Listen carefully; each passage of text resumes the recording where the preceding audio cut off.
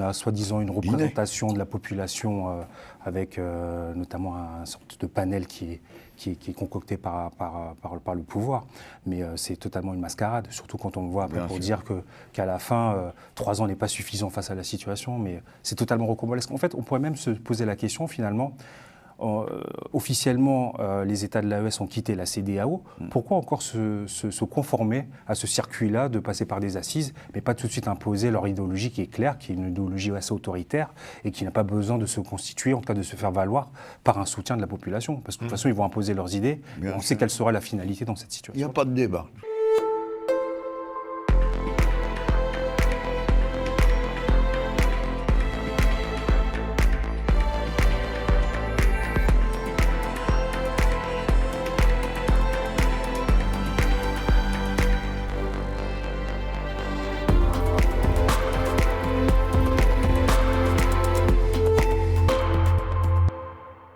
Cap sur le Niger, avec les assises nationales qui sont déroulées cette semaine, du 15 au 20 février, à Niamey. Alors, ces concertations nationales interviennent plusieurs mois après le coup d'État du 26 juillet 2023. Et selon le chef de la junte, le général Abdourahmane Tiani, je le cite, l'organisation de ces assises ont été retardées parce que le Niger fait face à l'animosité de certaines puissances occidentales et leurs complices africains. Fin de citation.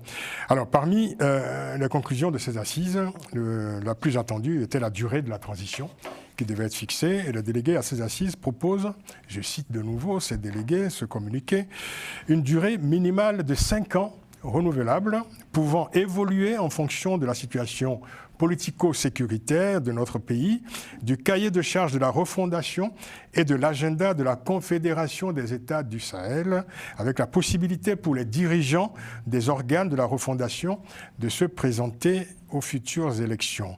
Ben, dites-moi, autant dire que les auteurs du coup d'État de juillet 2023 ne sont pas prêts à se retirer des affaires. On dirait que c'est une transition qui va s'éterniser. Parce que là, avec tous les termes... Minimum 5 ans renouvelables. Oui, déjà... C'est un mandat. C'est un mandat qui va tirer jusqu'à l'infini. Oui. Et c'est bien dommage pour l'Afrique, c'est bien dommage pour ces pays, parce que on pensait qu'avec les critiques qui ont été formulées sur les anciens régimes, si on pense d'une transition... Le but du jeu, c'est de transmettre le pouvoir aux civils, qu'on aille le plus rapidement possible vers des élections bien organisées et que la population décide des personnes, bien de groupes de personnes qui vont les diriger, mais se retrouver avec des militaires alors que la question sécuritaire est encore là. On a plus besoin des militaires au niveau des frontières pour combattre l'insécurité, pour garantir l'intégrité territoriale que plutôt dans les palais climatisés à faire un jeu politicien. Il faut dire que la commission des assises a proposé également la dissolution de tous les partis politiques du pays et puis l'amnistie et l'éligibilité pour les militaires auteurs du coup d'État de juillet 2023. Gratien.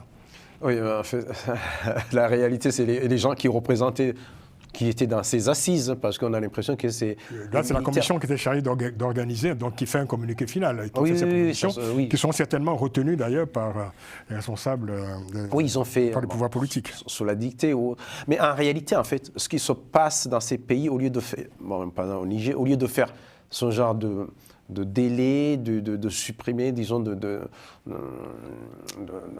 supprimer le régime des partis politiques, autant continuer avec la démocratie que les militaires s'impliquent. Par exemple, le président, il peut démissionner de l'armée, devenir un civil et puis se faire élire. Si vraiment il méritait d'être élu, il peut se faire élire.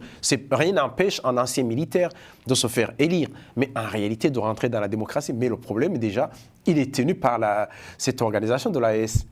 Il ne peut pas sortir tout seul. Il y a les trois. Les trois vont avoir les mêmes mandats, la même durée, jusqu'à ce qu'ils décident eux-mêmes de démocratiser. Ça va être une sorte de confédération. C'est vraiment un problème. Ils se sont liés, ils se sont attachés eux-mêmes et je vois mal comment ils vont sortir. Ça veut dire que l'AES, c'est la coagulation des régimes militaires. Oui.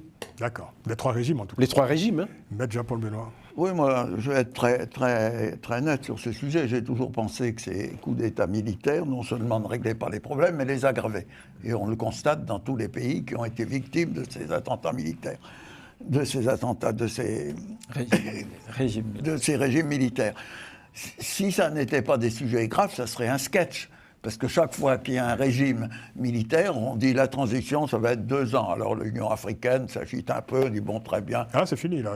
Oui, bon. Et puis chaque fois, on passe de 2 ans à 3 ans, et puis à 5 ans. Donc je veux dire, le sketch est le même partout.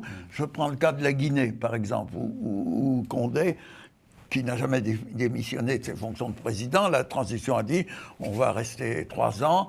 Et puis au bout de 3 ans, on va faire des élections. Et puis non, maintenant, on dit la troisième année. Non, c'est un sketch.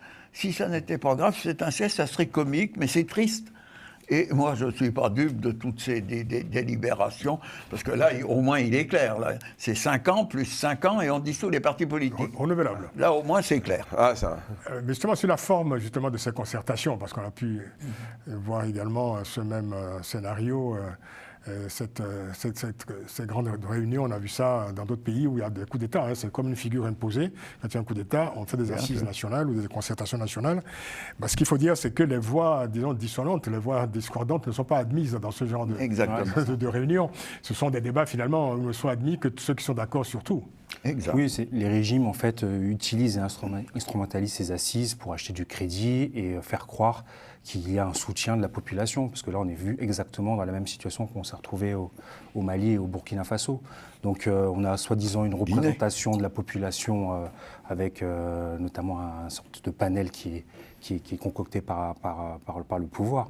Mais c'est totalement une mascarade, surtout quand on le voit après pour dire qu'à la fin, 3 ans n'est pas suffisant face à la situation, mais c'est totalement rocambolesque. En fait, on pourrait même se poser la question, finalement, officiellement, les États de l'AES ont quitté la CEDEAO. Pourquoi encore se conformer à ce circuit-là de passer par des assises, mais pas tout de suite imposer leur idéologie qui est claire, qui est une idéologie assez autoritaire et qui n'a pas besoin de se constituer, en tout cas de se faire valoir par un soutien de la population. Parce que de toute façon, ils vont imposer leurs idées.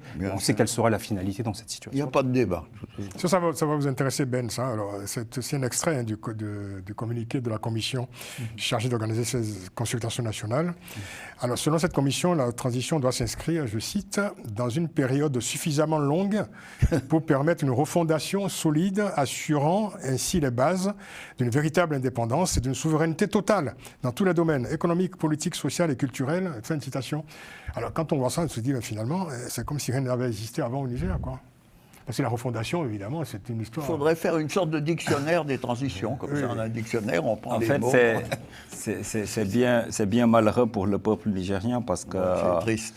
C'est bien triste parce que vous vous souvenez, la fin des années 80, avec le sommet de la Baule, il y avait eu cette fameuse phrase de Mitterrand, donc... sans démocratie, plus d'aide au développement. C'était la période des conférences nationales. On a vu ce que ça a donné. Et ces conférences nationales, j'avais commencé à faire une étude là-dessus pour faire des comparaisons. Ces conférences nationales n'ont jamais eu d'incidence économique sur les populations. Cela dit, les conférences nationales, la première en tout cas du genre qui a eu lieu au Bénin, s'est tenue bien avant la conférence de la Baule. Oui. Il faut le préciser. Oui. Non, moi je parle de l'extrêmement des conférences nationales. On dit souvent que la conférence de la Baule, le discours de la Baule a été, je dirais, le moteur, en tout cas le déclencheur des processus de démocratisation. Ce n'est pas vrai. La preuve, à Sao Tomé, à Principe, au Bénin notamment, effectivement, le processus avait bien commencé bien avant le discours de la Baule. Ouais. Il faut le préciser. Oui, effectivement, c'est une précision qui a son pesant d'or, sauf que les résultats escomptés n'ont jamais été là. Et c'est bien dommage qu'on nous veuille faire croire que le Niger vient de renaître avec ce communiqué de ce jour, ce qui est complètement faux. Et on sent derrière ce communiqué, ça ne va pas dans l'intérêt de la population, mais c'est des gens qui sont là, qui veulent s'éterniser et qui utilisent ces textes, qui utilisent ces mécanismes pour réconforter ou bien pour se donner une certaine légitimité qui, en réalité, ils n'en ont pas. Non, mais merci. C'est un modèle du genre. Merci. Il dépasse tout. Merci à vous. Merci de votre présence tout à fait instructive. Merci Grégory Sédeni d'être venu. Merci Ben Yassi. Merci Gracien Rukidin-Kidza. Et merci Maître Jean-Paul Benoît. Merci d'être là. Et puis bon, de toute façon, vous êtes ici comme chez vous et on vous retrouve très prochainement sur ce plateau les uns les autres. L'émission a été réalisée comme chaque semaine par Romain Clicquot-Demenque. Merci à lui. Et rendez-vous la semaine prochaine pour une nouvelle édition de Panel Hebdo. D'ici là, prenez grand soin de vous. À très vite.